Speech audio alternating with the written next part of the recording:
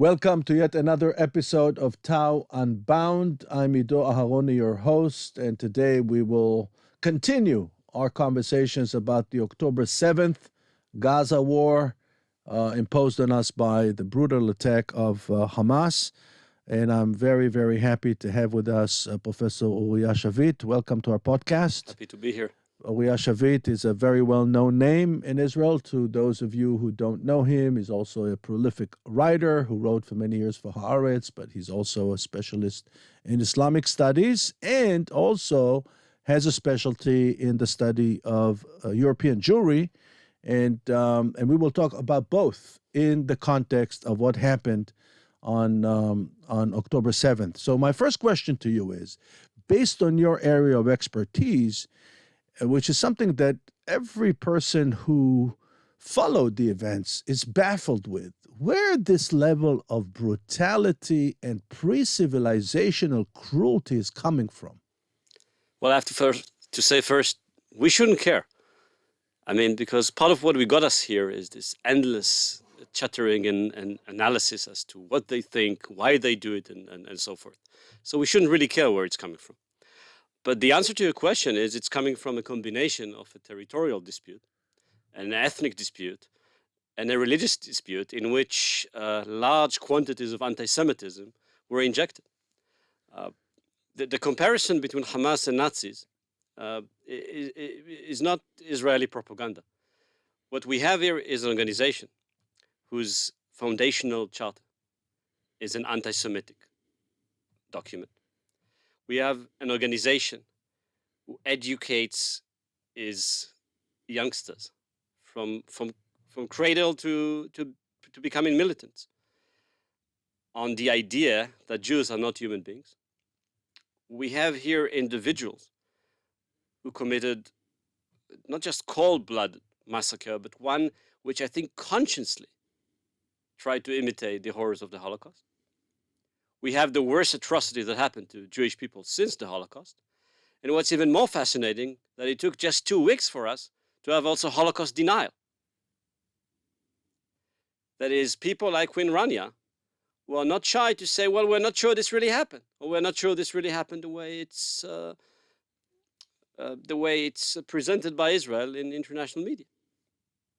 And so you attribute that to massive indoctrination of the people of Gaza, but it goes beyond Gaza, right? You mentioned Queen Rania, but what's happening in other parts of the Muslim world? Well, that's the thing. We have to be also honest and straightforward about one more thing, which is that you could see the same atrocities committed by Muslims against Muslims in Iraq, in Syria, in larger scales. So the truth is, anti-Semitism is part is one component in what caused the massacre, in what motivated the massacre, and in what makes it so easy for so many people to ignore the atrocities and to ignore the teachings of their own religion when it comes to Jews. But we see it all across the region. And do you agree with the framing of this as a struggle between the West versus the rest? Is it like a 9/11 moment? It depends how you define the West. Because, people who deal with Islamic studies and with the study of anti-Semitism and with the study of Israel studies in the West, which I know you have dealt a lot with, we have struggled until 2 weeks ago with one question, which is the following. The BDS movement, is it a movement of people who have a different understanding of the conflict? And that is very eager to impose on Israel a two-state solution. So is it a movement we have differences with, thorough differences, but nevertheless differences within some pale of legitimate discourse? Or is it a movement of anti-Semites who are thirsty for Jewish blood? And I think perhaps the only good thing that came out of Saturday 2 weeks ago, Saturday, October 7th, is that the masks were removed. The cats are out of the bag. We know now these are anti-Semites. We saw the joy, as one American professor said, the exhilaration with which they gritted the massacring of Jews, the massacring of Jewish civilians. Now, I have to ask you, I also watched this remarks by this professor. His name is Russell Bickford. Thank you. Thank you for mentioning that. Can you say that name again? Yeah, Russell Can Bickford. Google it. Yeah, yeah. And he's from the Bay Area, grew up in a pretty privileged family. Both parents are academics. So did Bin Laden, by the way. Oh, yeah. Bin Laden grew up was born into wealth, tremendous wealth. And I'm sure that in your academic career, you encountered people like that. And I know that in my years that I spent on U.S. colleges, campuses, and I'm a big fan of the writings of Jonathan Haidt, who wrote about what's happening on American campuses and where it's coming from. So how do you deal with them? Well, you know what? They are not the real threat. They're not the ones that I think we should care about. We should care about them in one way, whether the professor you mentioned or Jeremy Corbyn, all this bunch of despicables, they should be made from now on. They should be made feel thoroughly uncomfortable and unsafe wherever they go. We should strike back. But those who concern me more are people like the Harvard president, those who are indifferent or would try to get away from all of this with a lot of academic jargon, or in other words, gibberish. Because what happened at Harvard the day after, in fact, perhaps it was actually the same day, on the day the massacres occurred. What happened there was the absolute equivalent of a bunch of American university students supporting Japan the day after Pearl Harbor, or supporting Bin Laden the day after 9/11. And people invoke the First Amendment. You know the United States better than I do. Will you agree with me that if they had done that the day after Pearl Harbor or the day after 9/11, the First Amendment would not stand to protect them? Well, let's remind our viewers and our listeners that in both U.S. and Canada after Pearl Harbor, people of Japanese background were put in internment camps. There's a wonderful documentary about that called Yankee Samurai. 140,000 Americans, innocent Americans of Japanese background, were put in camps. Did after you have 9/11. American Harvard, Yale students, No. Berkeley, whatever, Yeah. defending Bin Laden and saying it's the fault of the United States the day after 9/11? Well, I remember there were a few academics, faculty members who said things like that after 9/11, and they were immediately reprimanded. And I suppose dismissed as well. Some of them at least. And there were a few, and these were not 31 or 33 student organizations. And you know what I find fascinating? People keep asking two questions. One is, do these people not realize that if Israel falls, Europe and then the United States will fall along with it? That is, do they not understand that there is an element of a civilizational war here? How can they be so blind? So what about the following hypothesis? They do understand. They understand it perfectly. That is what they wish. That is what they wish for. The fight is not really against Israel. Israel is a boogeyman of sorts. The fight is against the West itself. And then people ask, are they really indifferent to the fact, or are they ignorant about the fact that Hamas is an organization that oppresses women, that discriminates against Christians, that throws homosexuals off balconies? Do they not care about that? Are they ignorant about that? Well, what about the option that they are aware about that? They are aware of those facts, and they just don't care because while presented as progressive individuals or as liberals, they are no more progressive or liberals than the lefties who supported Stalin in the 50s. That is the simple truth. And then there is another question that's often asked, which is, well, can you kill an idea? I mean, how many times have you heard that over the past 2 weeks? Can we kill an idea? Can we kill Hamas? Well, what did we do with Nazism? I mean, we cannot kill the idea entirely. You have Nazis in the United States, you still have Nazis in Germany. But you made them so weak that they are no longer a threat. And you delegitimize them to the point that they are not, at the present time, a threat. What about ISIS? I mean, I remember 10 years ago, people spoke about ISIS as the evolving force in the Muslim world, the force that will take over the entire Muslim world. Where is ISIS today? Now, it doesn't mean the idea, which is in some ways different than the idea of the ideology of Hamas, but it doesn't mean that the idea is not there. It doesn't mean that you can find it online, just like you can find Mein Kampf online. But the movement is no longer a potent viable force that threatens the existence of the West, which more or less, I think, leads us to the answer as to what should be done with Hamas. It should be completely eliminated. And the professors and the politicians and the media personalities who endorsed it should be delegitimized in the harshest way, in the harshest terms.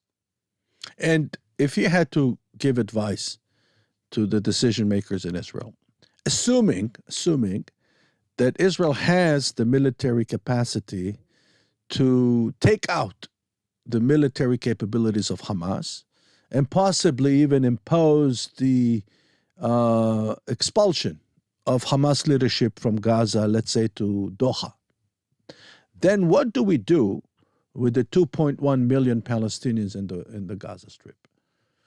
We do with them what the United States did with dozens of millions of Japanese the day after the Second World War ended, what it did with Germans the day after it ended. Indeed, the true answer to the question you're asking, is that Israel simply has no choice, because this distinction between the military wing of Hamas and the civilian wings of Hamas, it's artificial. There is either going to be, in the Gaza Strip, there's either going to be, in 2 months from now, an Israeli military government, or they're going to be a sustained Hamas government that poses a constant military threat to Israel.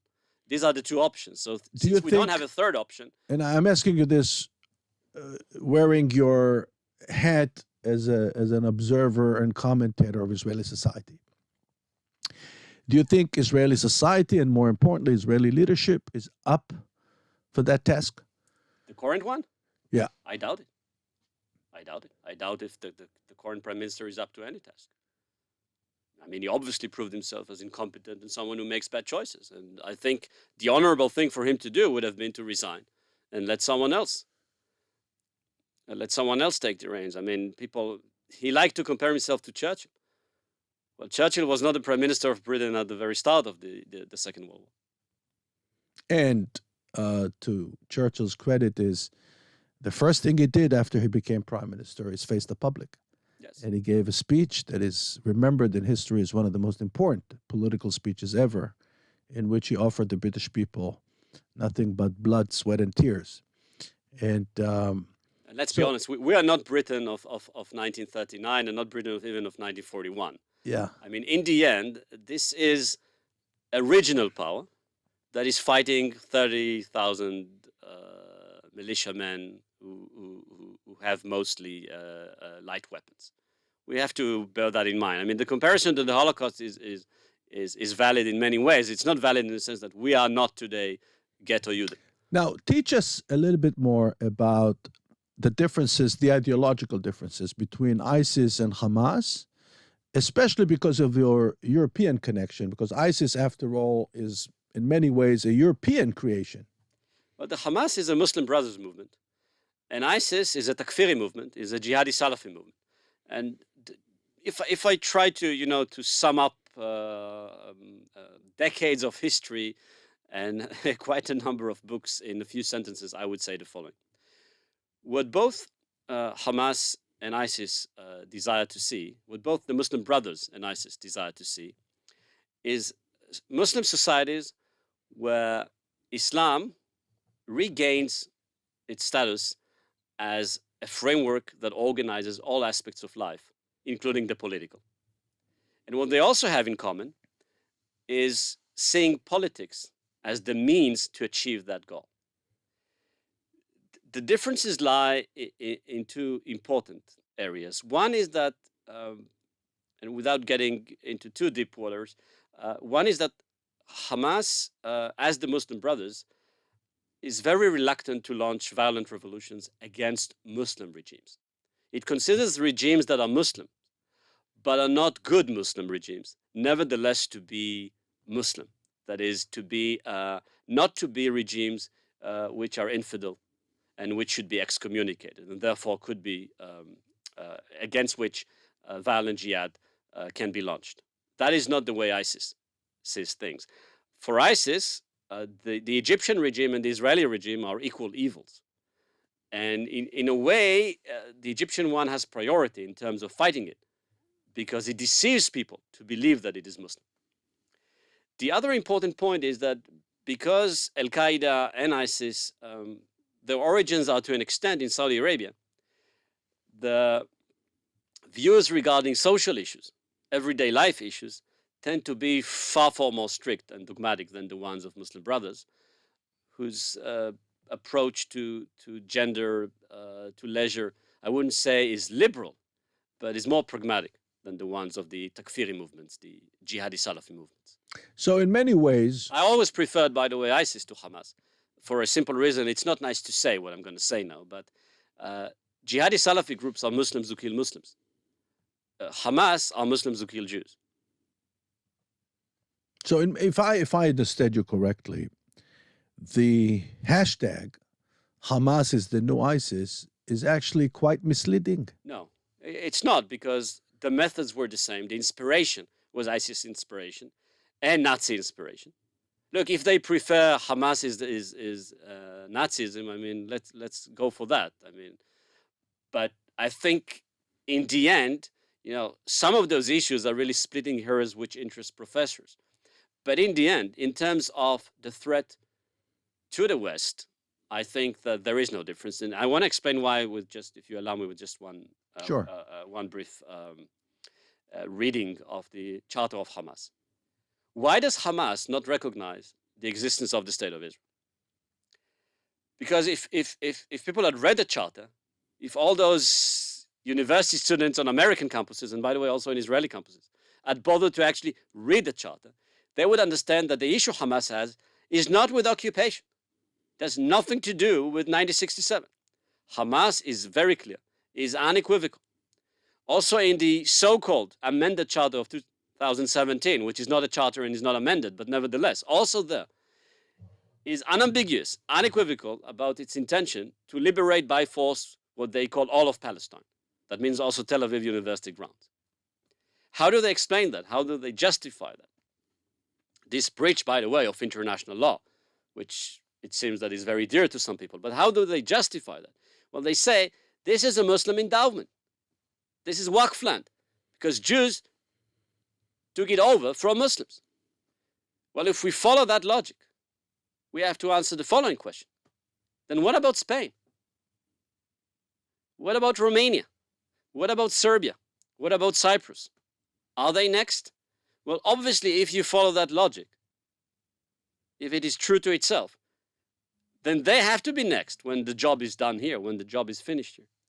Yeah, which takes me to my next question. I had intended anyhow to shift the conversation to Europe. So what's happening in Europe?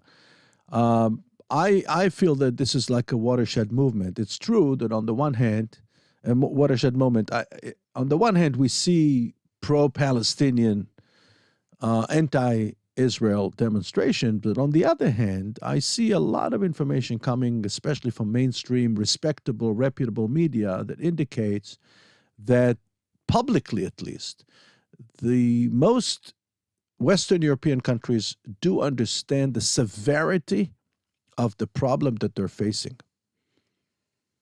I have to say it's a little bit more complicated than that, the issue of Islam in Europe. I say that as someone who spent 15 years studying European Islam through field studies.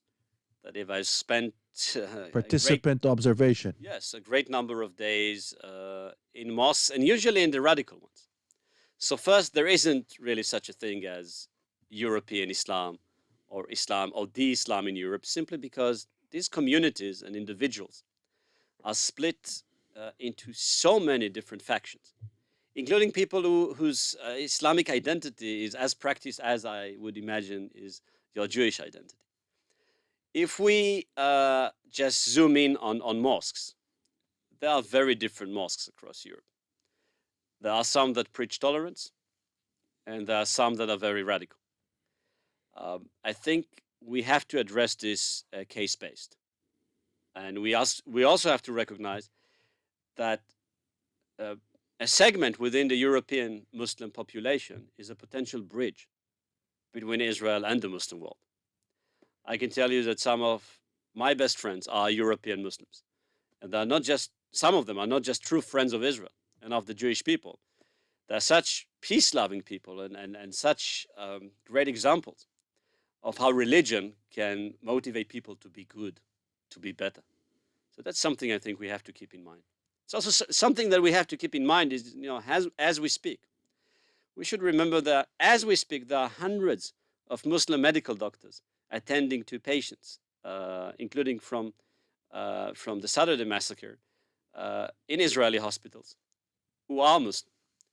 And that not a small number of Muslims were targeted by Hamas during the Saturday massacre. So I think we have to keep those things in mind, even in such difficult days. It's more complex, but I'm asking you more on a, from a 30,000 feet above look at what's happening in Europe. How do you think this would impact the conversation about the place of Islam in Europe? And I totally understand what you're saying. What you're saying is that the picture is more complex.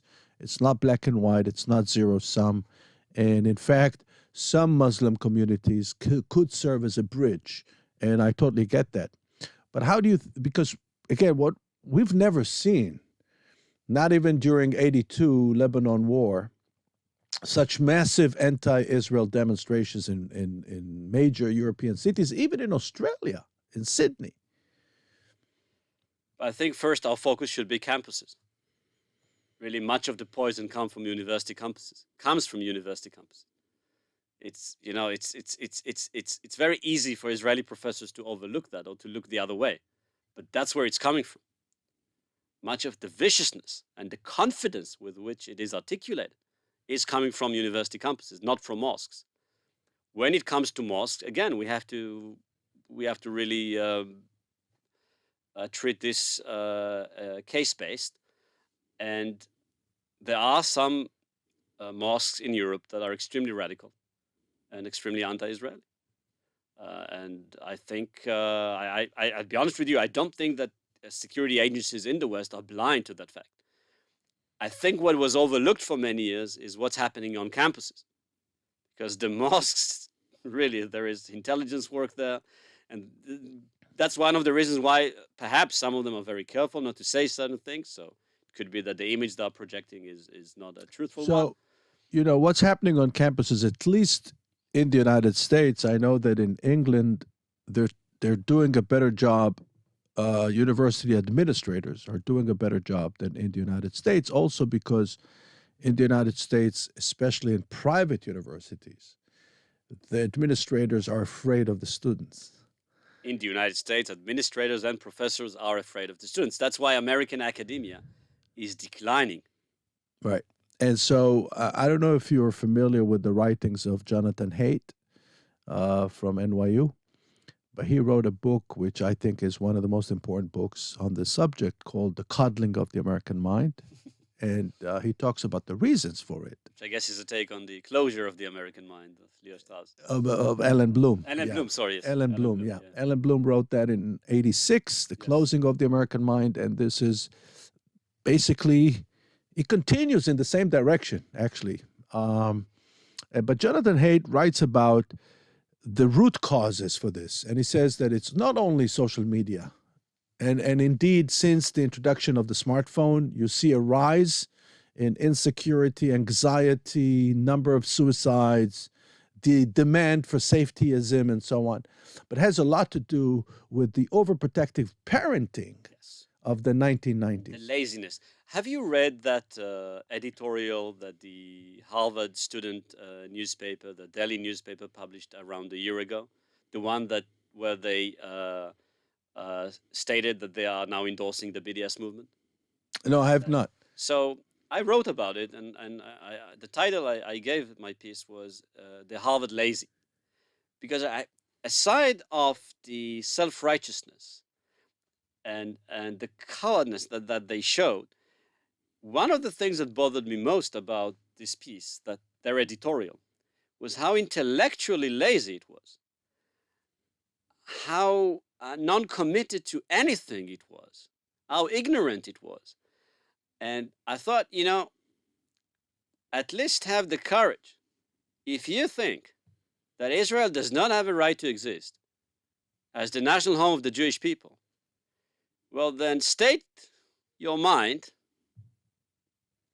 and explain why, and then stand for it, stand up for it.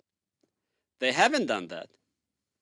And their editorial, to a large extent, as the response of the Harvard president, the shameful response of the Harvard president to the statement that was issued on the day of the massacre a year later, was mostly about not saying anything, or the appearance of saying a lot while in fact not committing to anything and not risking anything. And that's supposed to be an elite American university. Well, as Bill Maher, the famous American comedian who has a show with a huge following, said, if you're considering attending an American Ivy League school, here's my advice. Don't. Well, because if that's the elite, it kind of makes you wonder. Yeah, but to the credit of Harvard, we should say that Larry Summers, the former president, came out very strongly against... Not strongly enough. That lady must be forced to resign if Harvard is sincere about anything. Look, it's one thing to have political debates. It's another thing to celebrate the murder of babies, the cold-blooded murder of babies. And I think there is a question that should not be avoided. In the end, everything you know comes down to one question, which is why I find a lot of these debates very boring. Because there is one question that needs to be asked, and then everything is clear. Do you accept that the Jewish people have a right for a nation state in the land of Israel/Palestine? Do you accept that or not? Everything else is redundant. Now, if you say, well, I would have accepted that, but these are people who are colonialists and came from some distant country and took over lands, then I would accept, I'd surprise you.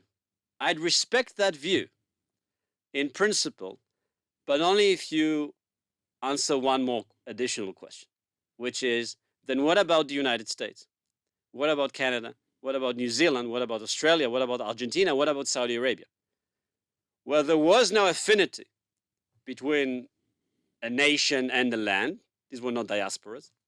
Where the lands were not purchased with money from those who lived there. And when there wasn't a continued presence in the land for hundreds of years by a segment of the nation that became diasporic. If they can just answer that question, if the Harvard president can just answer that question, would she allow students to challenge the right of the United States to exist? Yeah, and again, to